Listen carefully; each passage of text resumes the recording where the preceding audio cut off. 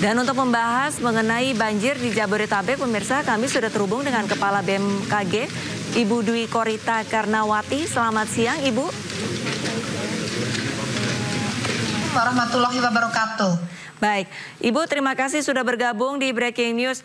Ibu, kalau misalkan kita melihat kondisi cuaca di Jakarta dan sekitarnya begitu, 2 hari terakhir, intensitas hujan cukup tinggi. 2 hari berturut-turut dikatakan ataupun kita alami ini hujan terus-menerus dan mengakibatkan sejumlah kali ini meluap hingga luber. Apakah dari BMKG ada modifikasi cuaca untuk kedepannya nanti, Ibu?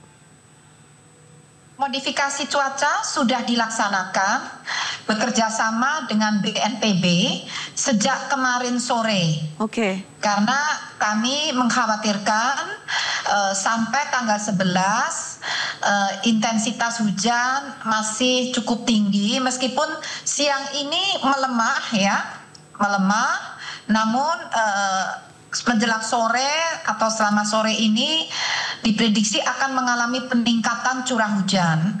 Kemudian malam hari mulai menurun lagi. Itu prediksinya untuk hari ini. Oke. Namun sejak tadi pagi kami melakukan modifikasi cuaca, diharapkan yang saat sore nanti jangan sampai, ya kalau masih hujan ya semoga hujannya ringan gitu loh. Jangan sampai merepotkan yang sedang evakuasi, yang sedang bebenah setelah banjir ya. Jadi kita memang berupaya untuk merekayasa cuaca itu sampai tanggal 8. Demikian. Oke, berarti untuk rekayasa cuaca sudah berlangsung kemarin dan akan terus kontinu sampai tanggal 8 Maret ya Bu ya. Untuk melihat kondisi... Rencananya demikian. Oke, lantas untuk melihat kondisi ataupun pergerakan awan, berarti intensitas hujan di Jakarta dan sekitarnya sampai tanggal 11 Maret tinggi. Kira-kira ada kawasan mana yang harus diwaspadai, Ibu? Ya, ini secara umum ya, itu ya Jawa Barat, Jabodetabek jelas ya, Banten masih juga masuk, kemudian daerah Bogor ke atas ya, ini masih intensitasnya diprediksi masih cukup tinggi artinya masih bisa terjadi hujan dengan intensitas lebat dan bahkan dimungkinkan masih bisa meningkat menjadi sangat lebat. Demikian, insya Allah tidak sampai ekstrim ya. Kalau akan terjadi kondisi ekstrim, 3 jam sebelumnya kami segera menginformasikan. 3 jam sebelum ekstrim segera diinformasikan agar pihak pemerintah daerah dapat bersiap untuk melakukan evakuasi atau penutupan jalan, tempat-tempat rawan. Itu prosedur yang selalu kami lakukan seperti yang sudah terjadi kemarin. Ya. Itu sama juga SOP-nya. 6 hari sebelumnya ada peringatan dini potensi hujan lebat ya. Namun selalu diupdate setiap 3 hari, lalu setiap hari sampai setiap 3 jam itu kami update untuk memberikan perkembangan yang lebih akurat begitu. Baik, berarti untuk SOP sudah dijalankan oleh BMKG. Saya balik lagi mengenai rekayasa cuaca. Itu kalau misalkan kita lihat kemarin kan sudah mulai diberlakukan. Apakah efektif, Bu? Alhamdulillah cukup efektif ya. Jadi contohnya saja pagi tadi kan juga cerah berawan ya. Jadi tidak terjadi hujan ya. Nah, kami memprediksi siang menjelang sore atau bahkan sore, selama sore itu akan terjadi hujan lagi dengan intensitas sedang, mungkin bisa berkembang jadi lebat. Nah, ini yang sedang kita kerjakan. Semoga itu dapat dikurangi intensitasnya. Kalau mencegah mungkin belum tentu bisa, tapi mengurangi intensitas itu yang sedang diupayakan saat ini. Untuk rekayasa cuaca yang dilakukan hari ini menyasar titik mana saja, Bu?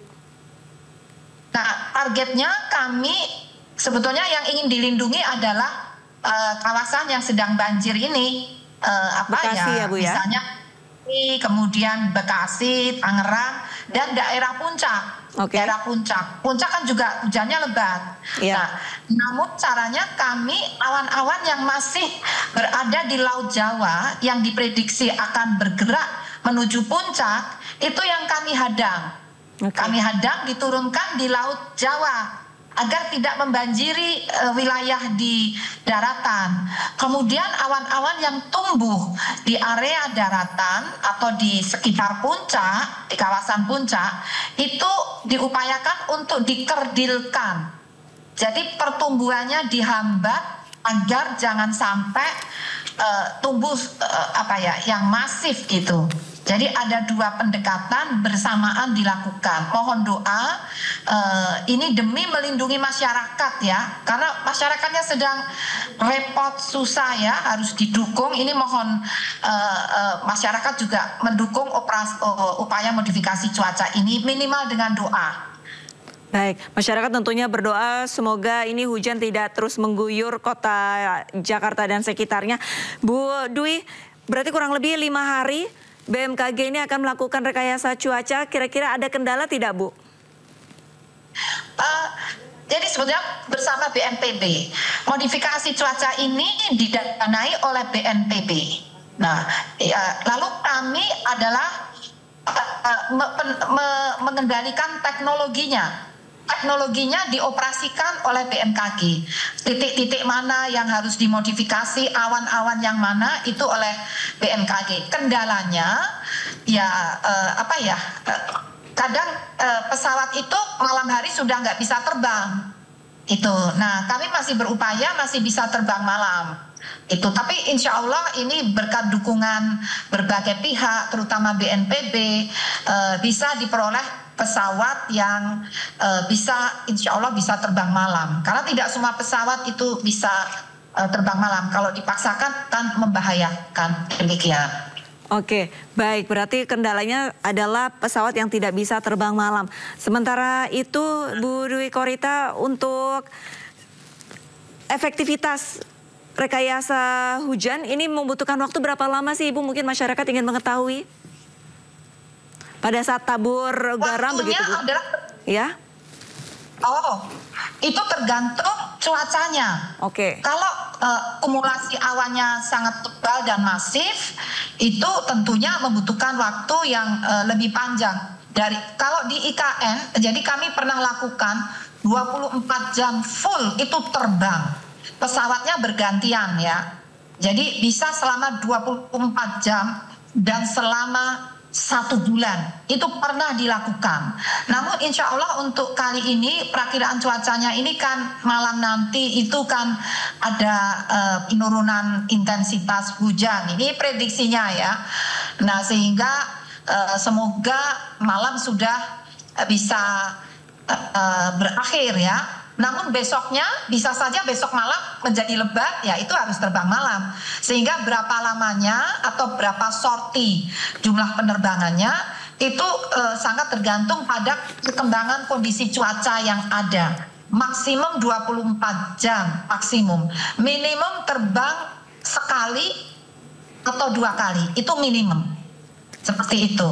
Baik, kalau misalkan dari laporan tim Ibu untuk awan yang ada di kisaran di Pulau Jawa untuk hari ini, untuk siang ini seperti apa, Bu? Nah, yang siang ini diprediksi awan ini kan mulai terbit matahari, terjadi penguapan, evaporasi, itu mulai terbentuk sejak pagi. Namun belum cukup untuk turun sebagai hujan. Nah, hari ini ya, saya cerita hari ini. Sehingga pagi itu cerah ya, ada sinar matahari dan berawan. Berawan itu adalah awan-awan yang mulai terbentuk. Nah, awan-awan yang terbentuk ini baru akan cukup turun sebagai hujan siang nanti. Katakanlah setelah sekitar jam 2 ya. Jam 2, jam 3 ini baru cukup turun untuk sebagai hujan. Nah, kemudian sampai sore ini hujan turun.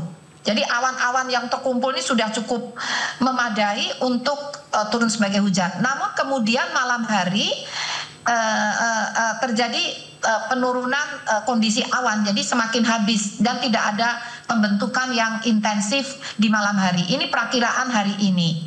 Dan itu yang siang menjelang sore, jadi sekitar jam 2, jam 3 sampai sore jam 5, jam 6, itu yang sedang kita upayakan agar jangan sampai turunnya itu mengganggu. Ya kalau turun hujan ringan sajalah, jangan hujan sedang. Sedang tuh intensitasnya 20 sampai 40 mm, sampai kurang dari 50 mm ya. 20 sampai kurang dari 50 mm dalam 24 jam. Itu. Nah, itu pun dikhawatirkan dengan kondisi saat ini yang lahannya sudah banjir, itu bisa mengganggu juga gitu, meskipun tidak lebat. Gitu. Jadi diupayakan yang ringan itu kurang dari 20 mm dalam 24 jam. Baik, itu teorinya ya, apa konsep yang planningnya yang akan dilakukan kali ini. Hari ini, khusus hari ini. Khusus hari ini ya, warga pun berharap untuk hari ini tidak hujan karena proses evakuasi juga masih berlangsung. Bu Dwi, untuk imbauan dari BMKG bagi warga Jabodetabek apa Ibu? Nah, kami mohon sekali lagi terus memonitor perkembangan informasi cuaca dari BMKG. Karena dinamikanya itu sangat dinamis ya, sehingga perubahannya bisa sangat cepat. Makanya kami selalu mengupdate informasi itu setiap 3 jam.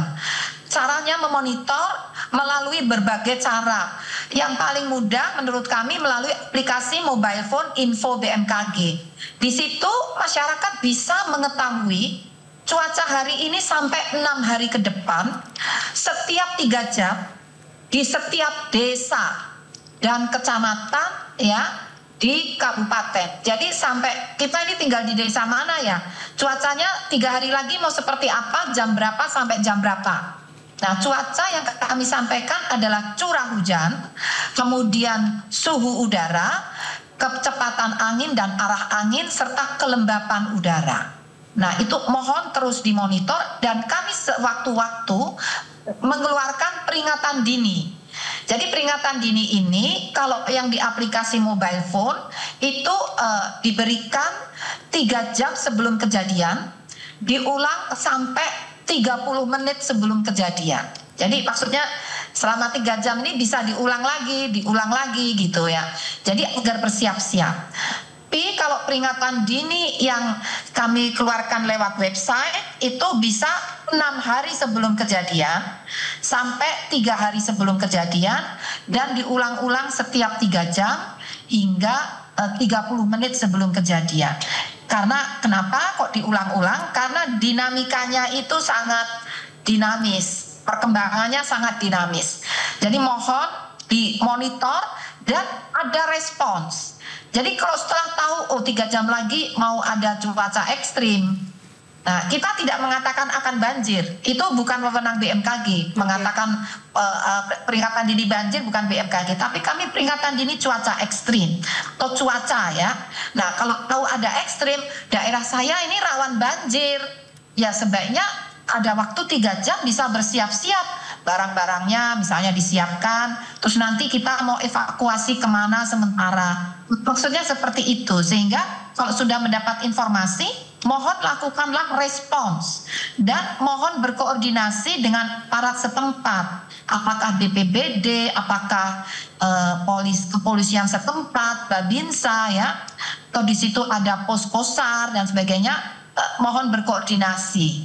Demikian. Baik, terima kasih banyak Ibu Dwi Korita Karnawati, Kepala Badan Meteorologi, Klimatologi, dan Geofisika atas waktunya berbincang bersama kami. Sama-sama kita saling mendoakan agar hujan tidak turun pada sore hari ini, agar memperlancar proses evakuasi bagi warga korban terdampak banjir. Terima kasih banyak Ibu Dwi Korita, salam sehat.